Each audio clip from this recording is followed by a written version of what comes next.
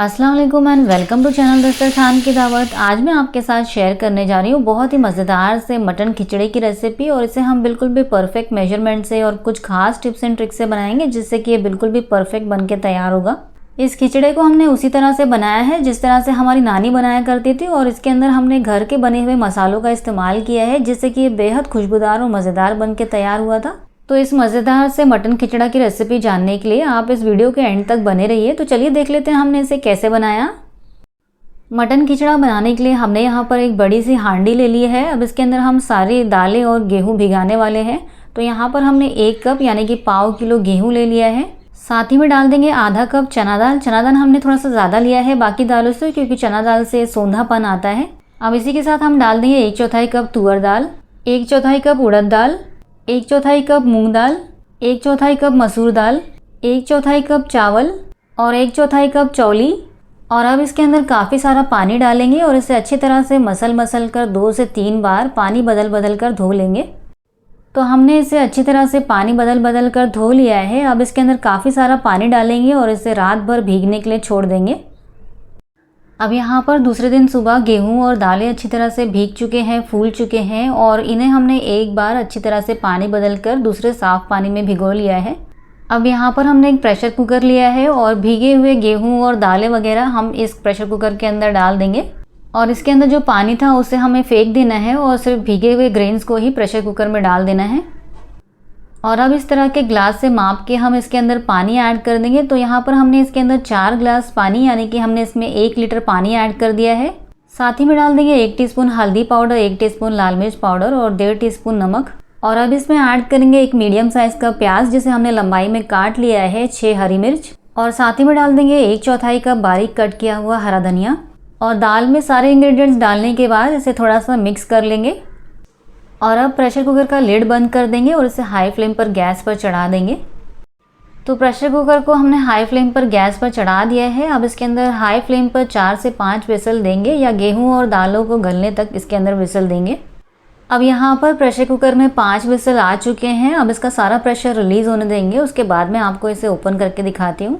तो जब pressure cooker का सारा प्रेशर रिलीज़ हो चुका है, चलिए अब इसे ओपन करके चेक कर लेते हैं। और यहाँ पर आप देख सकते हैं दालें बहुत अच्छी तरह से गल चुकी हैं।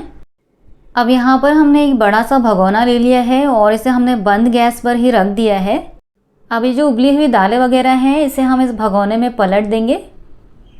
और अब मैं आपको दिखा देती हूँ कि दालें कितनी अच्छी तरह से गल चुकी हैं।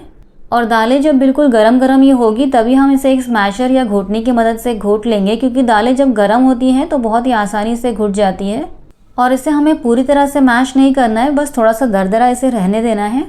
तो यहाँ पर हमने दालों को घोट लिया है। अब इसके अंदर हम पानी ऐड कर देंगे। तो यहाँ पर हम इस तरह के ग्लास से माप के इसके अंदर 2 ग्लास पहले पानी ऐड कर देंगे, और 2 ग्लास पानी ऐड करने के बाद इसे अच्छी तरह से मिला लेंगे। फिर अगर हमें पानी कम लगे तो बाद में इसके अंदर और पानी ऐड कर देंगे। तो यहाँ पर मुझे इसकी थिकनेस ज़्यादा लग रही है तो इसके अंदर मैंने और 2 ग्लास पानी ऐड कर दिया है, यानी कि हमने इसके अंदर 1 लीटर पानी ऐड कर दिया है। और अब इसे अच्छी तरह से मिला लेंगे।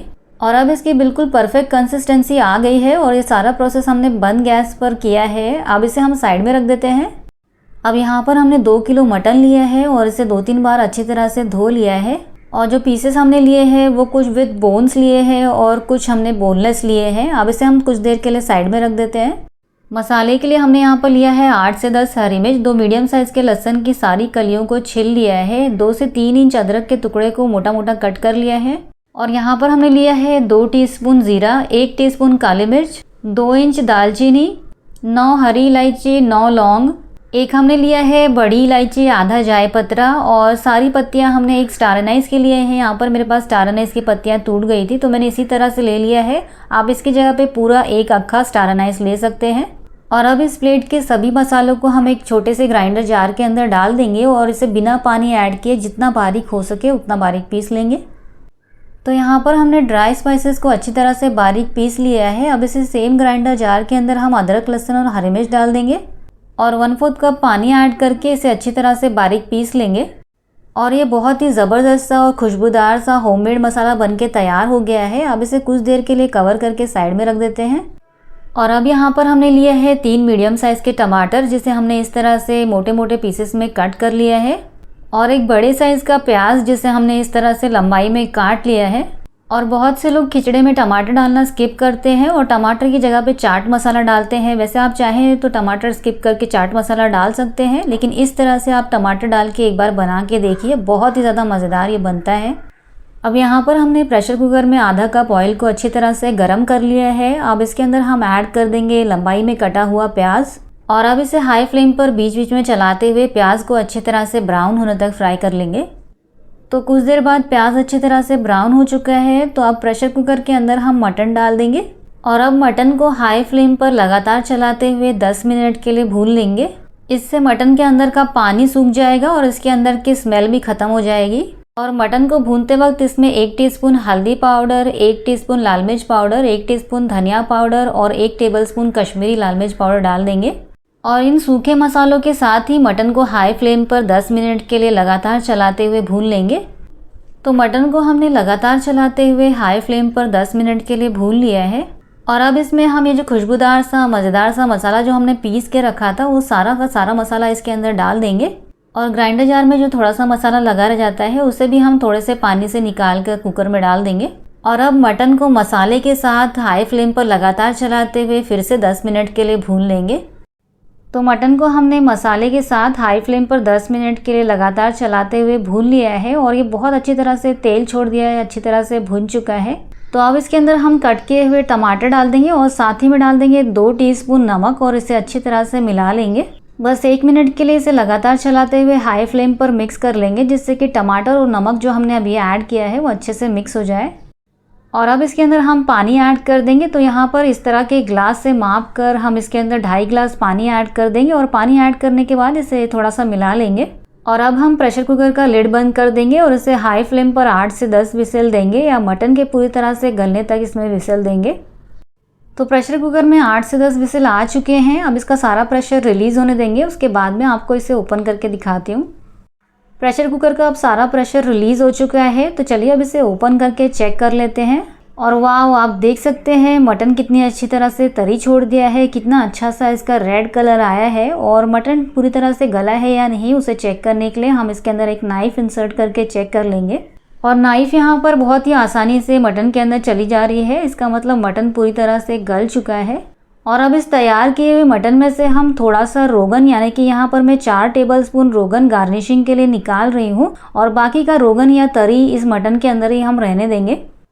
अब ये जो दाल हमने तैयार करके रखी है, इसके अंदर ये तैयार किया हुआ सारा मटन ग्रेवी के साथ ही इसमें डाल देंगे। और मटन डालने के बाद दाल और मटन को अच्छी तरह से मिला लेंगे और इसे हाई फ्लेम पर 5 मिनट के लिए इसके अंदर उबाल आने देंगे। और इसे बीच बीच में चलाते रहेंगे, यानी कि इसे हर 2 से 3 मिनट के बाद चलाते रहेंगे, जिससे कि ये तले में चिपके ना।